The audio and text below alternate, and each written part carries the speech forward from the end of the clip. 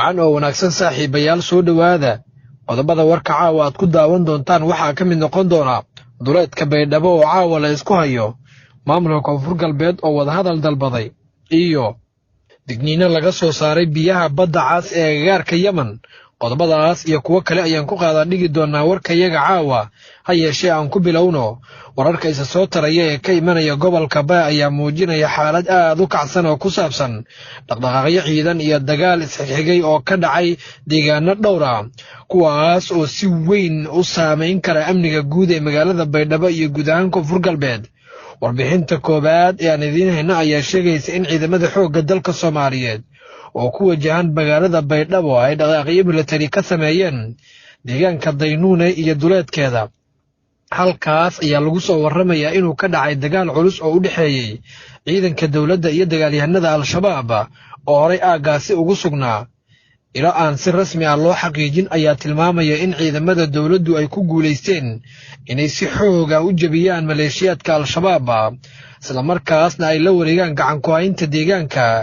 inkastoo aan lahayn tiro rasmi ah oo ku saabsan khasaaraha ka dhashay howlgalkan, dhaqdhaqaaq militari ayaa dabcan la rumaysan yahay inuu qayb ka yahay qorshe ballaaran oo dowladda federaalka Soomaaliya ay ku doonayso inay ku xoojiso amniga guud ee Baydhabo isla markaasna ay gacanta uga dhigto maamulka magaalada uu hogaaminayo Cabdicasiis Xasan Maxamed Laftagraan. inkastoo aysan jirin war rasmi ah oo dowladda ka soo baxay oo caddaynaya in ujeedadu tahay taas, haddana hadalaynta arrintan la xiriirta ayaa si weyn u dhex mushaaxaysa bulshada iyo warbaahinta. dhanka kale, xaaladdu waxa ay sii cakirmaysaa kadib markii la soo wariyey in dagaal labaad uu ka qarxay aagga Bayburjees, halkaas oo la sheegay in ciidamada Koonfur Galbeed ay weerar ku qaadeen ciidamo ka tirsan dowladda federaalka Soomaaliya. wararka ayaa tilmaamaya in rasaas xooggan ay bilaabatay isla markaasna dagaalku uu u muuqdo mid u dhexeeya ciidamada Soomaaliya oo dabcan isku dhinaca, taas oo cabsi weyn ku abuurtay shacabka ku dhaqan deegaanadaas. isku dhacyo isxigxigay ayaana muujinaya siyaasadeed in ay hoos u dhigi karaan hanka iyo dabcan horumarada ka socda deegaanada Koonfur Galbeed, iyadoo labada dhinac ee dowladda federaalka iyo maamulka Koonfur Galbeed ay u muuqdaan kuwa isku haya dabcan in ay Baydhabo wada maamulaan. ugu dambeynna xaaladda ayaa mid aad u nugul oo u baahan in si degdeg ah loo dejiyo si looga hortago dagaal hadda qarxa oo xaaladda uga sii daraa. baaqyada nabadeed iyo in dabcan la kala qaado ciidamada ishor fadhiya ayaa sii kordhaya, iyadoo dad badan ay ka cabsi qabaan in haddii si dhaqso ah loo faragelin waayo xaaladdan ay suurtagal tahay in ay colaad xumaatay noqoto arrintaani.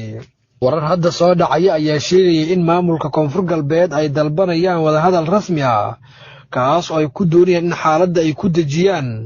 waxaa la sheegayaa in odayaasha deegaanku ay ku caadinayaan Cabdicasiis Xasan Maxamed Laftagraan in uu wadahadal rasmi ah la galo dowladda, taas oo hoos u ridaysa ugu yaraan in duulaankan uu noqdo mid looga guulaysto. walow ay warar qaar sheegayaan in aysan dowladda federaalka Soomaaliya ogolaan doonin maadaama ay arrintan in muddo dheer soo jiitamaysay. wixii kale ee ku soo kordha wararka Koonfur Galbeed waan idinla wadaagi doonaa caawa hadduu eebweyne ogolaado,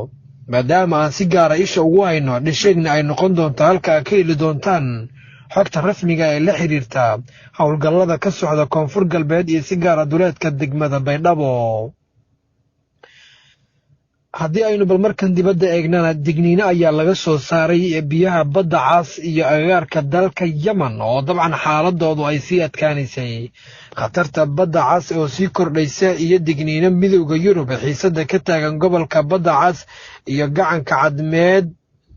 ayaa mar kale cirka isku shareeray kadib digniino culus oo ka timid midowda Yurub, taas oo si toos ah loogu sheegay maraakiib ganacsi in ay ka fogaadaan in biyahan ay isticmaalaan. digniintan ayaa la xiriirta cabsi laga qabo in xuutiyiintu ay dib u bilaabaan weerarada ay ku bartilmaameedsanayeen maraakiibta maraya marinada ganacsiga caalamiga. arrintan ayaa ku soo beegmaysa xilli kooxda xuutiyiinta ay sare u qaaday dhaqdhaqaaqyadeeda militari kadib markii ay gantaal ku garaaceen Israa'iil isla markaasna ay ku goodiyeen weeraro kale oo dabcan daba socda afayeenka militariga kooxda Yaxya Sare ayaa sheegay inay fulinayaan weeraro isdaba joog ah oo isugu jira gantaallo iyo diyaarado aan duuliyo lahayn kuwaas oo lagu beegsanayo goobo muhiim u ah militariga. digniinaha midowda Yurub waxa ay si gaar ah u iftiiminayaan khatarta ka jirta marinka istiraatiijiga ah ee Bab el-Mandab oo ah dabcan marin badeedka isku xira badda cas iyo gacanka cadmeed kana mid ah halbowlayaasha ugu muhiimsan ee ganacsiga caalamiga. bixinta midowda Yurub ayaa heerka khatarta ku tilmaamtay mid sare gaar ahaan maraakiibta la xiriirinayo danaha Israa'iil halka kuwa aan xiriirkaas la lahayn loo arko in ay wajahayaan halis iyo dhexdhexaadnimo aan wanaagsanayn. sidoo kale maraakiibta la xiriirta Mareykanka iyo Israa'iil ayaa si gaar loogu booriyay inay ka fogaadaan biyaha Yemen ilaa xaaladdu ka degayso. asalka xiisadda cusub ayaa dib ugu laaban doonta dabayaaqada 2023 markaas oo Xuutiyiintu bilaabeen weeraro qaawan oo ay ku beegsanayeen maraakiibta isticmaala badda cas iyagoo sheegay inay garab siinayaan shacabka Falastiin. tan iyo xilligaas gobolku waxa uu noqonayay meel halis sare ah oo dabcan si dhow la socotay. guud ahaan xaaladda hadda jirta waxa ay muujinaysaa in badda cas iyo gacanka cadmeed ay mar kale u gudbayaan marxalad xasaasi ah taas oo halis gelin karta ganacsiga caalamiga ah, amniga maraakiibta iyo xasiloonida gobolka. indhaha caalamka ayaa hadda ku wajahan sida ay xaaladdu isu beddesho maalmaha soo socda iyo haddii aysan suurtagal noqonin in la xakameeyo xiisadaha sii kordhaysa ee ka taagan gobolka.